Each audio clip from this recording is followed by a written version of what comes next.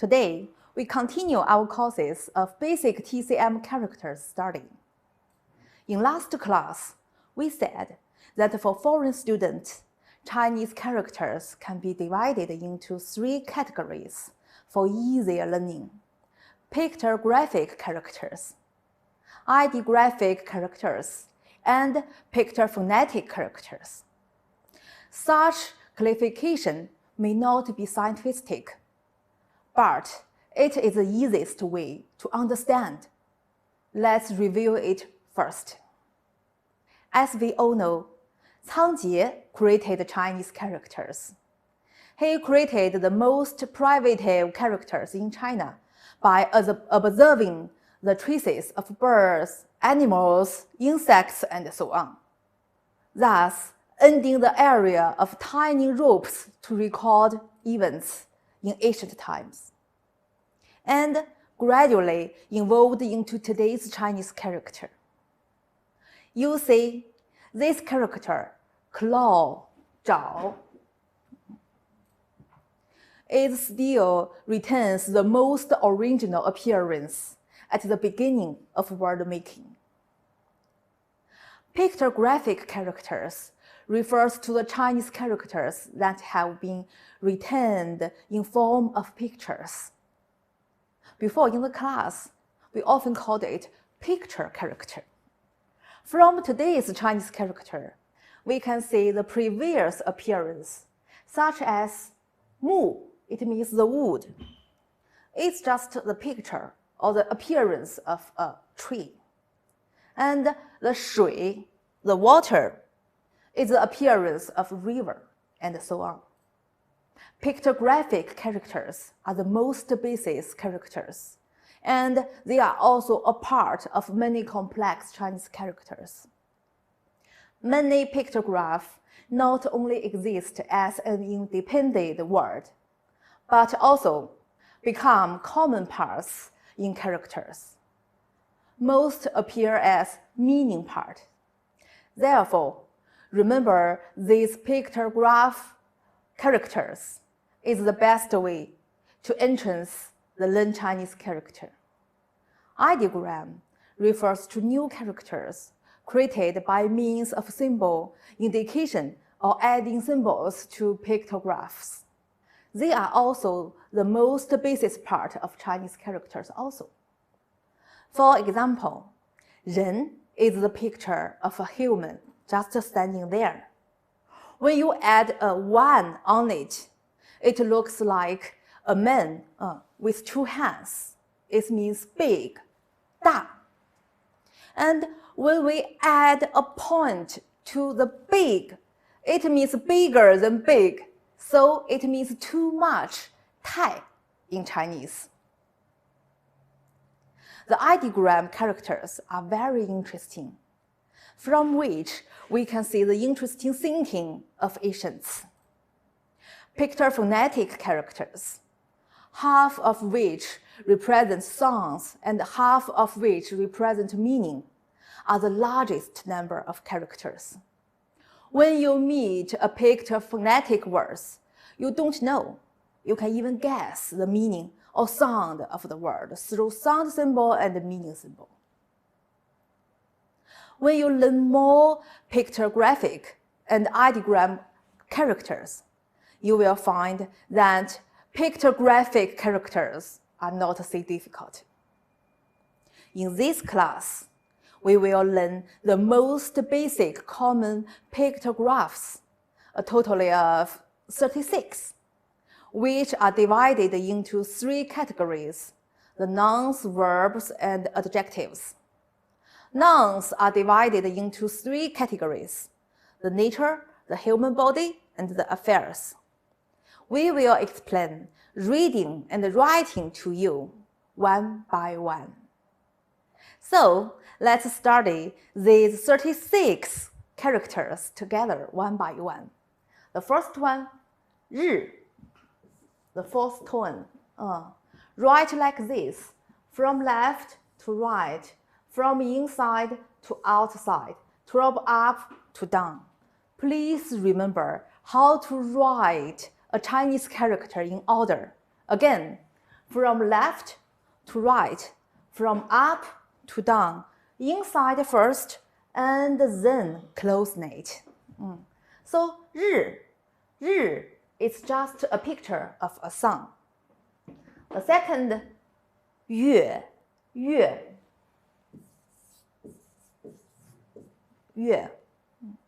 This one we mentioned before. It's the picture of a moon. But when you study more Chinese characters, you will see many other characters have this part in it. It's not have any relation with the moon. So we will explain it. When we made these two characters before, one is like this, another is like this. It means a meat, a piece of a meat hung up there.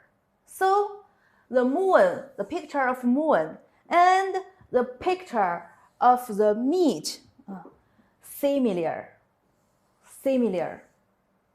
So later they changed to the same character, like this. Now, in the modern Chinese, if you see this part in a character, if it in the left, it means meat, one part of your body. If this in the right, it means the relationship with date, the month. So maybe you don't know these characters, but when you see this part in a character, you can guess the meaning. These three, the part is in the right, so the meaning of it have a relationship with the month. And the others, many Chinese characters in TCM, you can say, have this part. It's in the left of this character. The meaning of it means meat. So it's a word of your body. So you don't know the exact meaning. It doesn't matter. You can guess it's a part of your body, inside or outside. Next one, 水, right like this, in the middle, left, and right. It's just the shape of a river. This one, 火, the picture of fire, right like this. 火, 火. Let's say another 4. This one, 雨. It's a picture of raining. You see it from a window. So it's a picture. Right like this. Pay attention to the order. From up to down. From left to right. 雨.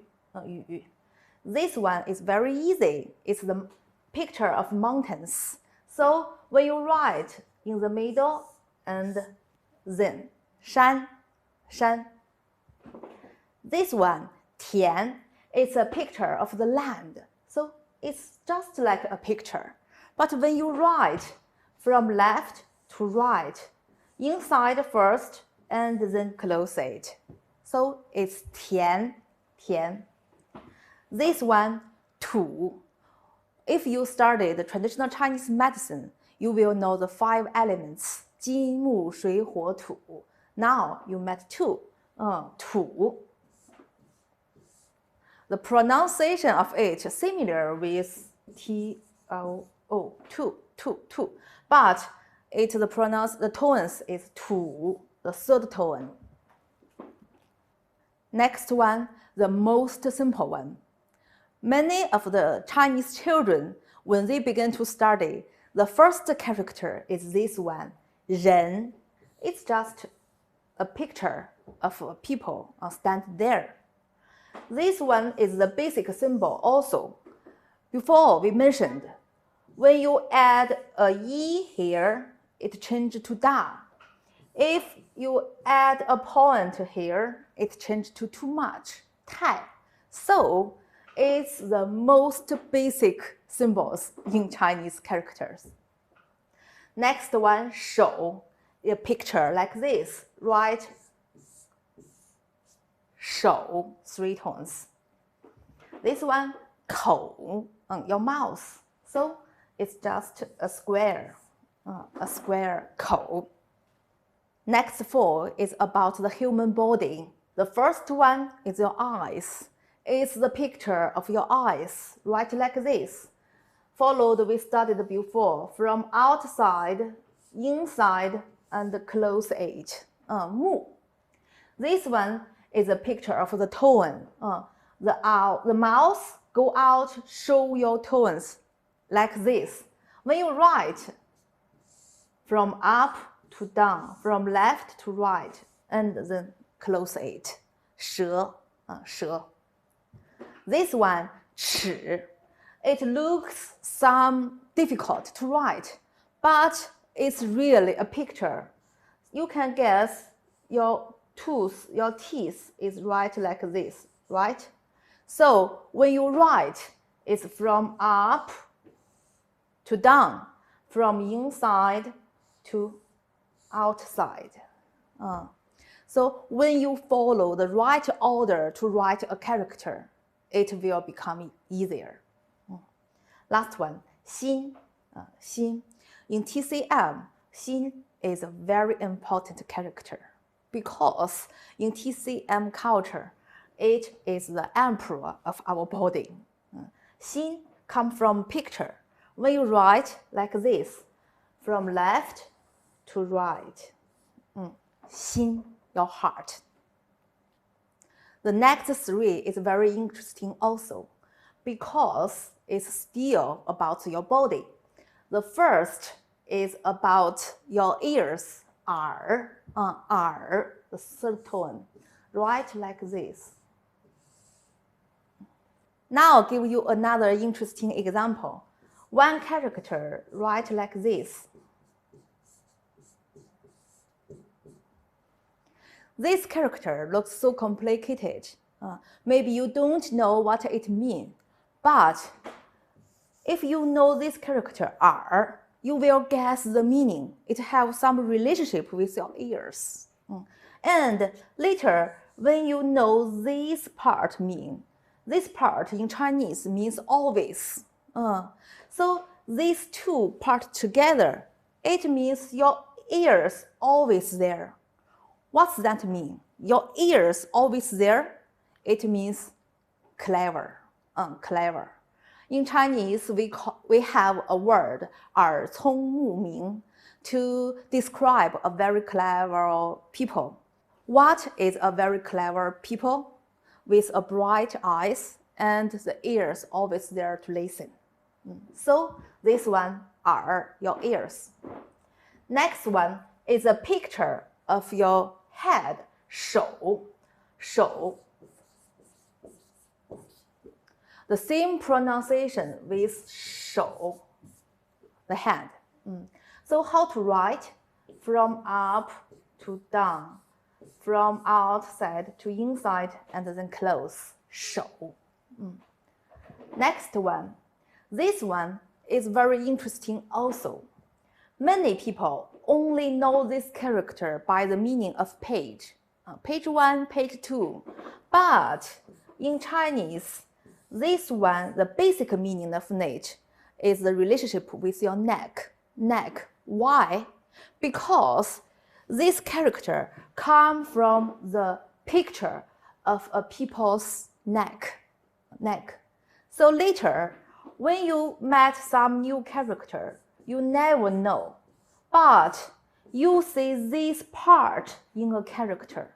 You can guess the meaning, some related with the body, with your neck. Yes, this character means the neck. So this one, the pronunciation is 叶, 叶. When it used as the meaning part, it means neck, neck. We mentioned this before. The claw, 爪, right like this. the picture of the cow, write like this, 牛, 牛.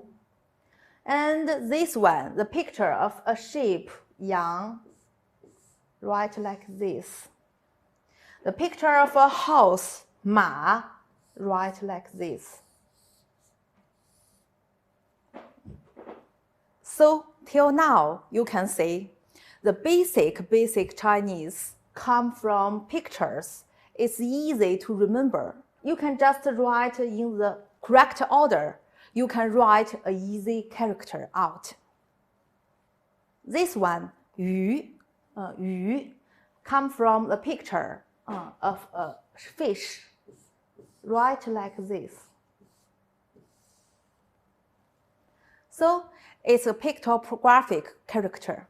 If we add another part with it, add a water on it, it changes to a new one. It means fishing, go fishing. So you see, when you know more and more basic parts, you will study other Chinese characters easier. Next one, 竹, 竹. You will see this part in TCM culture often because it means flexible. Bamboo is flexible. When used as a part, it writes like this. As a character, it writes like this. 竹. This one, 贝, is the shape of a shell. Write like this. You know, in the ancient time, we use the shell as the money. So now, when you see some other characters you don't know, but you find this part in it, you will know this character, the meaning, have some relationship with money. Money. Next one we mentioned before, 刀, knife. This one, the picture of cell, 井, 井, 1, 2, 3, 4, 井. This one, the picture of the wood, 木, 木. The 5 elements, one of it, 木, the tree. This one, 禾, 禾.